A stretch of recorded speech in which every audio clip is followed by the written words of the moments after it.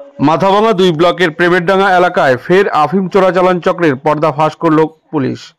গত ২৬ তারিখ ঘোকসাডাঙ্গা থানার পুলিশ স্বপন মণ্ডলের বাড়িতে অভিযান চালিয়ে ৯ কেজি আফিম ও প্রায় ৩৩ লক্ষ টাকা উদ্ধার করে। চক্রের মূল হোতা স্বপন মণ্ডলকে গ্রেপ্তার করতেই খুলে যায় আরও গভীর রহস্যের জাল। জিজ্ঞাসাবাদে উঠে আসে চাঞ্চল্যকর তথ্য। স্বপন মণ্ডল একা নয়, এই চক্রের সঙ্গে জড়িত আরও অনেকে। তথ্যের ভিত্তিতে গতকাল রাতে পুন্ডিবাড়ি এলাকায় অভিযান চালিয়ে পুলিশ গ্রেপ্তার করে আরও ৪ জনকে, যারা মূলত আফিম চাষ ও সংগ্রহের কাজে যুক্ত ছিল।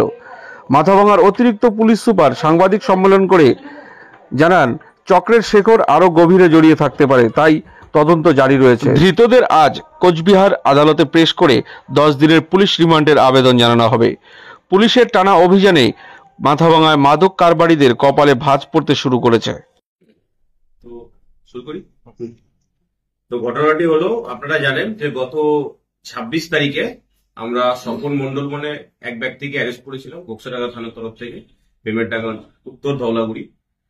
তো ওনার কাছ থেকে আমরা 9 কিলোগ্রাম ওপিয়াম গাম, পোস্তর আঠা এবং তার সাথে সাথে 33 লাখ টাকা ক্যাশ ওনার কাছ থেকে আমরা রিকভার করি এবং তারপর ওনাকে আমরা পুলিশ রিমান্ডে নিয়ে থাকি এবং পুলিশ রিমান্ডে নিয়ে ওনাকে আমরা ডিটেলসে জিজ্ঞাসাবাদ করি যে উনি এত ক্যাশ এবং যে এতটা পরিমাণ ওপিয়াম গাম, পোস্তের আঠা কোথা থেকে পেলেন। তো আমরা জিজ্ঞাসাবাদ করে 4 জনের নাম পাই।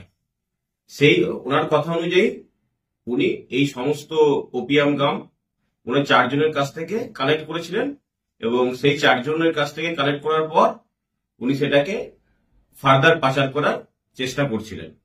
সেই 4 জনকে নাম আমরা নিয়ে থাকি এবং গতকাল রাত্রে ওই 4 জনকে বাড়িতে আমরা রেড করি ঘোকসাডাঙ্গা থানার পক্ষ থেকে এবং রেডটা করা হয় থাকে পুন্ডিবাড়ি থানা এলাকার। কারণ এই যে 4 জন আছেন তাদের প্রত্যেকের বাড়ি হচ্ছে পুন্ডিবাড়ি থানা এলাকার। তার মধ্যে 2 জন হচ্ছে কালপানি এলাকার এবং 2 জন হচ্ছে বাঁশধোয়া নদীবাড়ি এলাকা। কালপানি এলাকার 2 জন আছেন দুলাল মিয়া এবং মজিবুল মিয়া এবং বাঁশধোয়া নদীবাড়ি এলাকার 2 জন আছেন তাপস বর্মন এবং চিত্তরঞ্জন সরকার। এই টোটাল 4 জনকে আমরা কাল রাত্রে রেড করে অ্যারেস্ট করে থাকি এবং আজকে তাদেরকে আমরা কোর্টে ফরওয়ার্ড করছি 10 দিনের পুলিশ রিমান্ডের প্রেয়ার দিয়ে। যাদের ধরা হলো তাদের বাড়ি থেকে কি কোনো কিছু উদ্ধার হয়েছে? না, তাদেরকে যেহেতু রাত্রিবেলাতে তারা অলরেডি অ্যালার্ট ছিল, বাট আমরা এনাদেরকে পুলিশ রিমান্ডে নেব এবং ওনারা আরো কিছু যদি ওনাদের কাছ থেকে মাদকদ্রব্য থাকে সেটা আমরা রিকভার করার চেষ্টা করব। স্যার, এরা কোথায় পাচার করতো?